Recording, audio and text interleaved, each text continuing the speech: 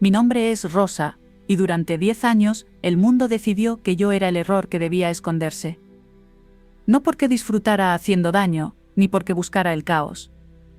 Me encerraron porque reaccioné cuando nadie más se atrevió. Los médicos usaron palabras limpias y técnicas para justificarlo. Dijeron que tenía un trastorno de control de impulsos. ¿Cuánto vos? Ni con trastorno de impulsos. Mis padres dijeron que tenían miedo. El barrio fue más directo, y me llamó demonio. Yo lo llamo sentir demasiado. Sentir con una intensidad que no cabe en las normas de la gente común, ni en las jaulas que la sociedad construye para quienes no encajan. Desde niña fui así. Cuando reía, lo hacía con todo el cuerpo. Cuando lloraba, sentía un nudo físico en el pecho que me impedía respirar. Cuando me enfadaba la sangre, me ardía como fuego líquido recorriéndome las venas. No sabía fingir calma. No sabía esconder emociones. Todo en mí era visible. Demasiado visible. Mi hermana gemela Clara era mi opuesto perfecto. Ella era calma y silencio. Donde yo enfrentaba a ella, bajaba la mirada. Donde yo gritaba, ella pedía perdón. Éramos idénticas por fuera, pero radicalmente distintas por dentro. Dos destinos nacidos en un mismo cuerpo, pero empujados por fuerzas contrarias. Crecimos juntas en un barrio donde la gente prefería mirar al suelo antes que involucrarse. Un barrio donde los problemas se escuchaban a través de las paredes, pero nunca se mencionaban en voz alta. Clara siempre intentaba agradar. Yo siempre intentaba proteger. Desde pequeñas me colocaba delante cuando alguien la molestaba. No lo pensaba. No lo decidía. Simplemente ocurría. Yo absorbía los golpes para que ella no los recibiera. Así funcionábamos, así sobrevivíamos en silencio. Tenía 16 años cuando todo se rompió. Volvíamos del instituto caminando por una calle estrecha y mal iluminada. El aire olía a humedad y a basura. Era una tarde normal hasta que noté unos pasos detrás de nosotras. Un chico mayor empezó a seguirnos. Al principio pensé que solo quería asustar. Luego lo vi acelerar el paso. En un segundo agarró a Clara del pelo con violencia. Ella gritó. Intentó soltarse. Él se rió y comenzó a arrastrarla hacia un callejón oscuro donde no llegaba la luz. Miré alrededor buscando ayuda. Había gente. Adultos. Vecinos. Testigos. Personas que conocíamos. Nadie se movió. Nadie gritó. Nadie hizo nada. Fue entonces cuando sentí algo romperse dentro de mí. No pensé. No razoné. Sentí. Sentí una explosión caliente subir desde el estómago hasta la cabeza. Cogí una silla de una terraza cercana. Pesaba más de lo que recordaba. Aún así, la levanté y la descargué con toda mi fuerza. El sonido del hueso al romperse fue seco y horrible. Un sonido que aún hoy puedo escuchar si cierro los ojos. El chico gritó y cayó al suelo. Clara se desplomó llorando sin poder respirar. La gente nos rodeó. Pero no miraban al agresor. Me miraban a mí. Con miedo. Con horror. Como si yo fuera la verdadera amenaza. Aquel día entendí que la violencia solo es imperdonable cuando la ejerce quien no encaja en el molde correcto. A él lo llevaron al hospital. A mí a la comisaría. Después, al sanatorio psiquiátrico. Dijeron que era peligrosa. Que no sabía controlarme. Que podía volver a hacerlo. Mis padres firmaron los papeles llorando. Dijeron que era por mi bien. Yo entendí algo distinto. El mundo no perdona a quien rompe las reglas incluso cuando lo hace para salvar a alguien indefenso. El sanatorio se llamaba De la Paz. Un nombre cruelmente irónico. Mi habitación era blanca y fría. Menos de 10 metros cuadrados. 10 metros cuadrados. Una cama de metal. Un lavabo. Una ventana con barrotes. Allí pasé 10 años. 10 años viendo el cielo a través del hierro. 10 años oyendo gritos de otros pacientes por las noches. 10 años medicada y observada como si fuera un animal peligroso al que no se le debe quitar el ojo de encima. No me rendí. Leía todo lo que caía en mis manos. Psicología. Historia. Derecho. Entrenaba cada día hasta que los músculos ardían. Usaba los barrotes como barra. Hacía flexiones hasta temblar. Mi cuerpo se volvió fuerte. Mi mente aprendió a esperar. Aprendí a guardar la rabia. A no desperdiciarla. A convertirla en silencio denso y paciente. Lo único que me destruía era pensar en Clara. Mi hermana buena. Mi hermana frágil. El día que me llevaron lloró como si le arrancaran el alma. Me prometió que viviría feliz por las dos. Él lo juró y vería feliz por las dos. Yo le prometí que sobreviviría. No sabía entonces lo caro que iba a ser cumplir esa promesa. Un año después vino a verme con un hombre llamado Daniel. Era alto. Atractivo. Sonreía demasiado. Sus ojos no eran limpios. Cuando me miró sentí algo oscuro que me recorrió la espalda. Le agarré la mano a Clara a través del cristal y le dije que no me gustaba. Ella sonrió con tristeza. Dijo que con su suerte ya era bastante que alguien la quisiera. Se casó. Yo no pude asistir. Durante años vino a verme una vez al mes. Siempre con regalos baratos. Siempre hablando de lo feliz que era. Ese es uno. Siempre hablando de lo feliz que era. Pero yo la conocía. Cada visita estaba más delgada. Más cansada. Usaba manga larga incluso en verano. Cerraba el cuello hasta la barbilla. Decía que era modestia. Yo sabía que mentía. Hasta el día que entró por la puerta con los ojos apagados y el cuerpo cubierto de moratones, y comprendí que la bestia que llevaba dormida 10 años ya no podía seguir encerrada. ¿Por qué alguien es capaz de ocultar su dolor incluso delante de su propia gemela? ¿Qué clase de hombre destruye lentamente a otra persona mientras sonríe? ¿Qué ocurre cuando la mujer que todos llamaron loca decide dejar de contenerse? La vi entrar y supe que algo estaba mal incluso antes de que levantara la vista. No fue solo el moratón bajo el ojo izquierdo, mal cubierto con maquillaje barato. Fue su forma de caminar, lenta, rígida, como si cada paso le costara un esfuerzo inmenso. Fue la manera en que evitó mirarme directamente, como si temiera mi reacción. Clara nunca me había tenido miedo. Ese día sí. Se sentó frente a mí y dejó una cesta de fruta sobre la mesa. Mandarinas golpeadas, algunas casi pasadas. Detalles pequeños que decían mucho. Le pregunté cómo estaba. Respondió que bien. Su voz era débil, temblorosa. Me acerqué despacio y le toqué la mejilla. Se estremeció como si hubiera tocado una herida abierta. Dijo que se había caído. Le pregunté cómo se cae alguien para golpearse solo un lado del rostro. No respondió. Bajó la cabeza y apretó los labios hasta que se le pusieron blancos. Entonces miré sus manos. Los nudillos estaban hinchados. Las uñas cortas, rodeadas de pequeños arañazos. Manos de alguien que se defiende. No de alguien que vive tranquila. Le pedí que bebiera agua. El vaso tintineaba contra sus dientes. Respiré hondo. 10 años aprendiendo a controlar mi voz. 10 años para no gritar cuando todo dentro de mí quería hacerlo. Le pregunté por qué llevaba manga larga con aquel calor. Dijo que no le gustaba el sol. Mentía mal. Le agarré la muñeca con cuidado.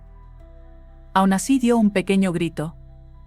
Ese sonido fue como una chispa cayendo sobre pólvora. Le subí la manga despacio. No quería hacerle daño. Quería ver la verdad. Y la vi. Moratones viejos amarillentos. Morados recientes. Marcas circulares de dedos apretando con fuerza. Señales alargadas como de cinturón. Un mapa del infierno dibujado en su piel. Solté su brazo. Me temblaban las manos. No de miedo. De rabia contenida durante 10 años. Le pregunté si había sido Daniel. No como una pregunta real. Como una certeza. Clara se rompió. Se cubrió la cara y empezó a llorar con un llanto profundo, desgarrado, agotado. Un llanto que llevaba años acumulándose. Se dobló sobre sí misma, como si el cuerpo ya no pudiera sostener todo lo que había callado. Me contó todo. Que Daniel apostaba el dinero. Que perdía y la golpeaba. Que ganaba y también la golpeaba. Que su madre la humillaba. Que su cuñada la trataba como a una criada. Que la obligaban a comer sobras. Que la insultaban a diario. Yo escuchaba sin interrumpir. Cada palabra se me clavaba en el pecho como una aguja. Entonces dijo algo que me dejó sin aire. También le pegaba a su hija. A mi sobrina. 3 años. 3. Dijo que la niña lloraba de miedo. Que a veces se hacía pis. Que comía poco. Que tenía miedo incluso de su propia madre. Sentí que algo se quebraba definitivamente dentro de mí. La noche anterior Daniel había golpeado a la niña en la cara. Cuando Clara intentó protegerla, la arrastraron al baño. Le metieron la cabeza en el agua. La suegra y la cuñada ayudaron. La sujetaron. Le taparon la boca para que no gritara. Clara creyó que iba a morir. Cuando terminó de contarlo, ya no lloraba. Estaba vacía. Me levanté despacio. Me acerqué al espejo metálico de la habitación. Me miré. Clara se levantó a mi lado. 2 reflejos idénticos. El mismo rostro. El mismo cuerpo. La misma edad. Solo que una estaba rota y la otra afilada por 10 años de encierro. En ese espejo entendí lo que tenía que hacer. Le dije que ese día no había venido a visitarme. Había venido a intercambiar su vida conmigo. Me miró como si hubiera perdido la razón. Dijo que estaba loca. Le expliqué el plan con calma. Ella se quedaría allí. A salvo. Nadie la golpearía. Nadie la humillaría. Nadie tocaría a su hija. Yo saldría. Yo entraría en esa casa. Yo me ocuparía de todo. Habló de médicos. De papeles. De cómo iba a salir. Le dije que confiara en mí. Que durante 10 años había aprendido a observar. A obedecer cuando convenía. A esperar el momento exacto. Nos cambiamos la ropa. Ella se puso mi uniforme. Yo su vestido gastado que olía a miedo y resignación. Le di instrucciones simples. No hablar. Asentir. Comer. Dormir. Leer. Estar viva. No. La enfermera abrió la puerta. Dijo su nombre. Asentí. Sonreí como Clara sonreía siempre. La puerta se cerró a mi espalda con un sonido metálico seco. 10 años después, salí por la puerta principal del sanatorio. El sol me golpeó el rostro. El ruido de la calle me aturdió. No era libertad. Era el inicio de algo irreversible. ¿Por qué Clara aceptó desaparecer sin luchar? ¿Qué ocurre cuando una mujer, entrenada durante 10 años, entra en la casa de sus verdugos? ¿Hasta dónde puede llegar alguien que ya no tiene nada que perder? El aire de la calle me golpeó el rostro en cuanto crucé la puerta del sanatorio. No era solo el sol ni el ruido, era la sensación brutal de estar otra vez expuesta al mundo. Coches, voces, pasos apresurados, gente que caminaba sin saber lo que era vivir mirando el cielo entre barrotes. Otro, mirando el cielo entre barrotes. Durante unos segundos el suelo pareció moverse bajo mis pies, pero no me detuve. No había salido para adaptarme. Había salido con un propósito. Apreté las llaves en el bolsillo. Eran las llaves de la casa de Clara. Frías. Pesadas. Más pesadas que las del sanatorio. Cada paso que daba lejos del hospital era un paso más cerca del infierno, del que ella no había podido escapar sola. Pensé en mi hermana sentada en mi antigua cama blanca, respirando sin miedo. Pensé en la niña. En mi sobrina. En sus manos pequeñas aferradas a una muñeca rota. Esa imagen me sostuvo. Durante el trayecto en autobús observé a la gente. Una mujer hablando por el móvil. Un hombre dormitando. Un adolescente escuchando música. Nadie me miraba. Nadie sabía quién era yo ni lo que estaba a punto de hacer. Por primera vez comprendí el poder de pasar desapercibida. La locura más peligrosa es la que nadie sospecha. Bajé en el barrio de Clara y caminé por el callejón estrecho que llevaba a su casa. Las paredes estaban húmedas. La pintura se caía a trozos. Los cables colgaban como raíces enfermas. El olor a alcantarilla y comida pasada se metía en la garganta. Me detuve frente a la puerta de hierro oxidada. Clara había vivido allí 7 años. 7 años enterrando su dignidad en aquel agujero. Giré la llave sin dudar. Dentro todo era caos. Ropa tirada por el suelo. Platos con restos de comida reseca. Moscas. El suelo pegajoso. Un olor agrio que no era solo suciedad, era abandono. Entonces la vi. Mi sobrina estaba sentada en el rincón más oscuro del salón, abrazando una muñeca sin cabeza. Estaba demasiado delgada. El vestido le quedaba pequeño, y tenía un desgarro en el hombro. Cuando oyó la puerta, se sobresaltó. Levantó la vista y me miró. No corrió hacia mí. Se encogió. Bajó la cabeza. Tenía miedo de su propia madre.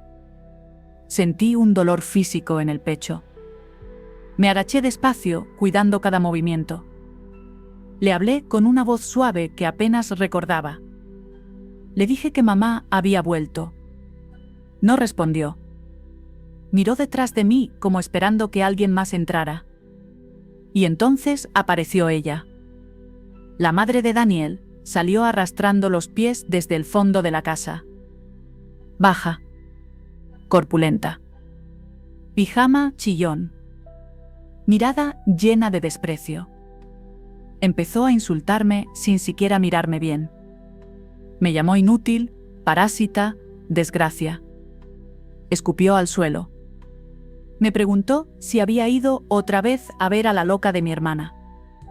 Esperaba que bajara la cabeza. Esperaba miedo. No lo hice. La miré en silencio.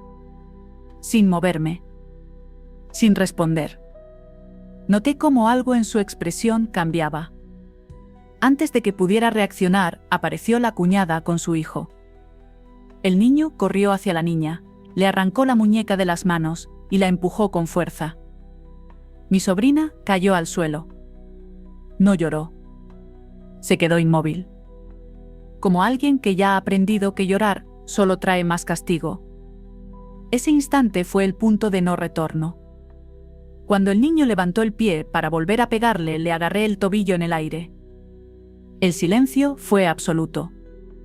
El niño gritó. La cuñada corrió hacia mí para arañarme. Le sujeté la muñeca con una facilidad que la dejó helada. No grité. No insulté. Le hablé despacio. Le dije que si volvía a tocar a la niña, no habría una segunda advertencia.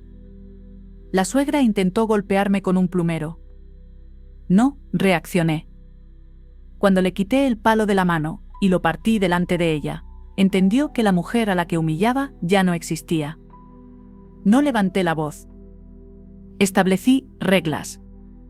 Esa noche les hice comer lo mismo que habían obligado a comer a Clara durante años.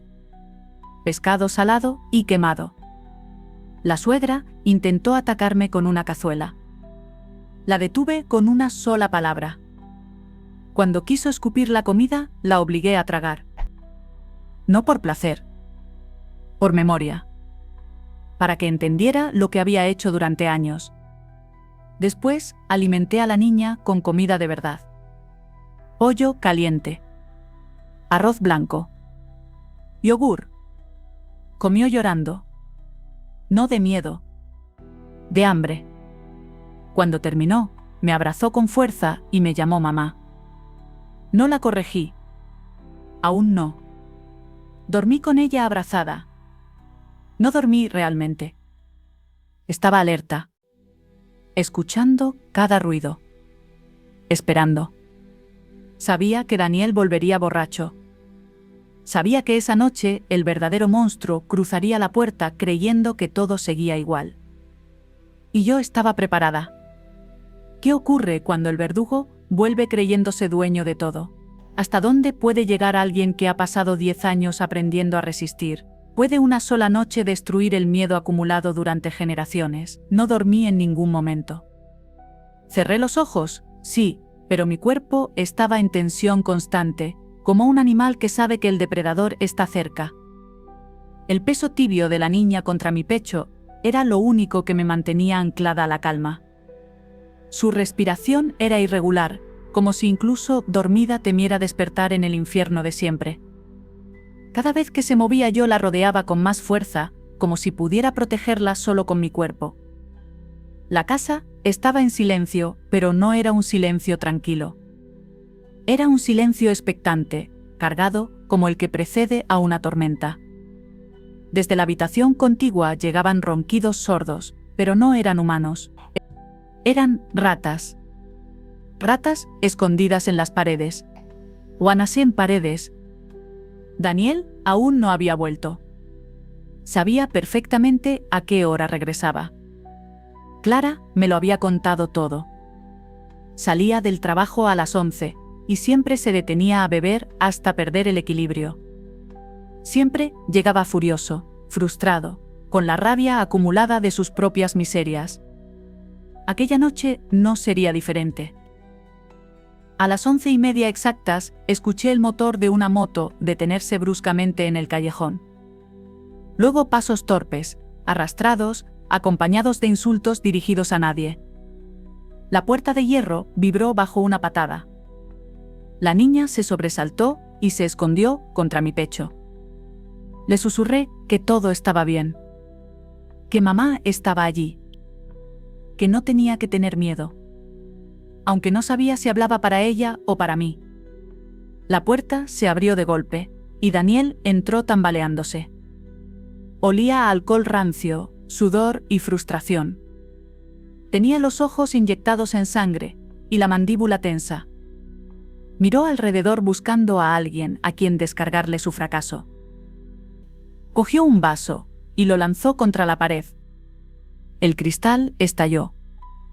Gritó el nombre de Clara. No obtuvo respuesta. Volvió a gritar. Entonces me vio. Sonrió. Esa sonrisa me revolvió el estómago. Era la sonrisa de alguien que se cree dueño de otro ser humano. Me ordenó que le trajera agua. No me moví. Frunció el ceño. Dio un paso hacia mí. Levantó la mano con la naturalidad de quien ha hecho ese gesto cientos de veces. No llegó a tocarme, trempé. Le sujeté la muñeca en el aire. Con firmeza. Sin esfuerzo aparente. Sentí cómo su cuerpo se tensaba al darse cuenta de que algo no encajaba. Intentó soltarse. No pudo. Intentó golpearme con la otra mano. Incliné la cabeza y el puño pasó rozándome la oreja. En ese instante supe que había cruzado un punto sin retorno. Apreté un poco más. El sonido seco de su muñeca dislocándose llenó la habitación. Gritó. Cayó de rodillas. El alcohol desapareció de su mirada, dejando solo terror. Le pregunté si le gustaba pegar. Si le parecía normal golpear a una mujer. Si también le parecía bien abofetear a una niña de 3 años. No respondió. Solo gemía. Lo levanté del pelo. Lo estampé contra la pared. No con rabia. Con precisión. Cada movimiento estaba calculado. Años entrenando mi cuerpo no habían sido en vano. Lo arrastré hasta el baño. Llené el lavabo de agua. Le metí la cabeza dentro. Lo saqué. Lo volví a meter. Dejé que entendiera lo que había sentido Clara. Lo que había sentido la niña. El miedo absoluto. La falta de aire. La certeza de que nadie vendría a salvarte. Cuando lo solté, cayó al suelo vomitando. Temblaba. Se había orinado encima. El monstruo se había convertido en un saco de carne aterrorizado. Salí del baño sin mirarlo más. Sabía que no bastaba. Daniel no era el origen. Era solo el brazo. La cabeza seguía viva. En la cocina encontré la ropa sucia acumulada. El olor era nauseabundo. Entre todo aquello vi la ropa interior de su madre. Una idea se formó con claridad. Herví aquella ropa hasta que el olor inundó la casa. Daniel me miraba desde el suelo sin comprender. Le serví un cuenco del líquido espeso y amarillento. Le dije que bebiera. Que era medicina. Medicina para hombres que golpean porque se sienten pequeños. Cuando su madre salió del cuarto y vio lo que estaba ocurriendo, se quedó paralizada. Comprendió demasiado tarde. Se desmayó al ver a su hijo tragando el caldo. Esa noche, la casa quedó en silencio. A la mañana siguiente, alimenté a la niña. La bañé. La vestí con ropa limpia. Encendí la televisión. La casa parecía otra. Como si el aire mismo hubiera cambiado. No tardó en llegar la policía. Daniel había denunciado. Me acusaba de agresión. Lo miré sin miedo. Mostré informes médicos. Fotografías. Años de pruebas. La policía entendió muy rápido quién era la víctima real. Daniel se encogió. Su madre y su hermana temblaban. Por primera vez, la ley no estaba de su lado. Pero yo sabía que no habían terminado. Esa noche intentaron atraparme. Cuerdas. Cinta adhesiva. Creían que dormía. Fingí. Dejé que entraran. Dejé que creyeran que me habían vencido. Y entonces los dejé cometer el error definitivo. Los guié a la habitación oscura. Les hice creer que yo estaba atada. Los dejé golpear. Grabé cada segundo. Cada insulto. Cada golpe. Cuando encendí la luz y vieron a quién habían destrozado, comprendieron que habían firmado su condena. El resto fue simple. El resto fue simple. Ambulancia. Policía.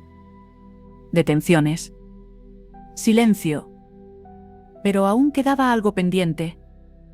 ¿Qué ocurre cuando los verdugos empiezan a suplicar? ¿Hasta dónde puede llegar la venganza cuando se convierte en justicia? ¿Qué precio real tiene la libertad? La casa quedó en silencio después de que se llevaran a todos. No un silencio cómodo, sino uno pesado, como si las paredes aún recordaran los gritos.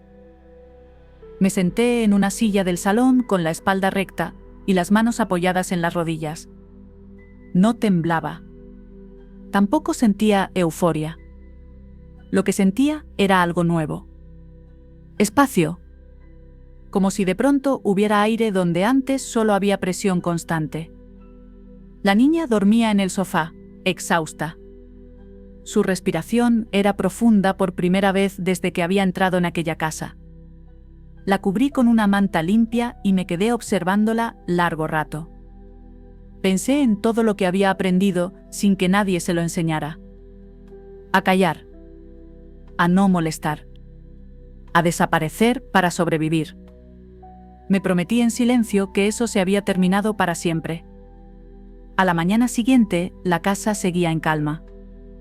Preparé desayuno con lo que encontré en la nevera. Comida real. Caliente. Abundante. La niña comió despacio, mirándome como si esperara permiso para disfrutarlo.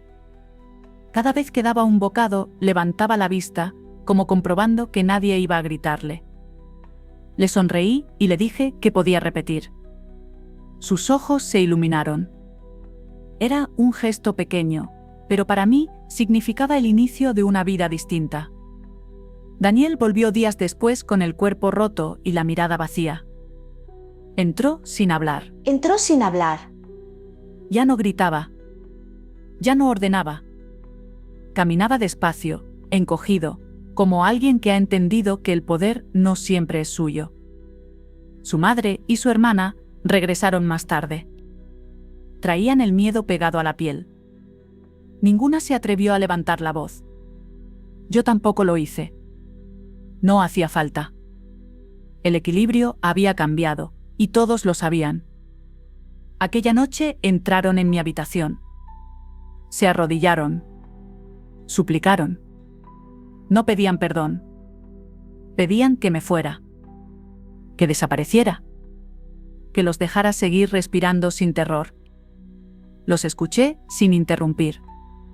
Cuando terminaron, les hablé de divorcio. Suspiración de alivio. Pensaron que todo acababa ahí. Se equivocaron. Hablé de dinero. De pensión. De años robados. De la infancia arrebatada a una niña. Protestaron. Gritaron. Lloraron. Hasta que mencioné el dinero escondido. El que la madre había guardado en secreto mientras su nuera y su nieta pasaban hambre. Cuando lo encontraron, la familia se rompió delante de mí. Acusaciones. Insultos. Golpes. Yo solo observé. No sentí lástima. Sentí cierre. 3 días después me entregaron el dinero y los papeles. Y los papeles y no miré atrás al salir de esa casa. No sentí culpa. Sentí alivio. El tipo de alivio que solo llega cuando sabes que nadie podrá volver a tocarte. Volví al sanatorio con la niña de la mano. El olor a desinfectante ya no me oprimía. Esta vez significaba seguridad. Encontré a Clara rodeada de gente. Sonreía. De verdad. Los médicos hablaban de recuperación. De estabilidad. De alta definitiva. Decían mi nombre con orgullo, como si yo hubiera sanado. Y en cierto modo era verdad. Entonces entendí la ironía completa. Yo había sido la peligrosa. La que debía estar encerrada. Clara, libre del miedo, era la prueba viviente de que nunca estuvo rota. Solo oprimida. Cuando firmaron el alta y pronunciaron mi nombre, sentí algo cerrarse dentro de mí. No una herida. Un ciclo entero. Salimos juntas del hospital. 3 mujeres. 3 generaciones. El sol no dolía. Iluminaba. Nos instalamos lejos de aquel barrio. Un lugar alto, con ventanas grandes y luz constante. Compramos libros. Ropa nueva. Una cama pequeña para la niña. Clara volvió a coser. Ella volvió a coser. Yo volví a leer. No para huir, sino para entender el mundo que casi nos destruye. A veces, aún siento la rabia. No ha desaparecido. Pero ya no manda. Ahora es una brasa controlada. Me recuerda quién soy. Me recuerda lo que sobreviví.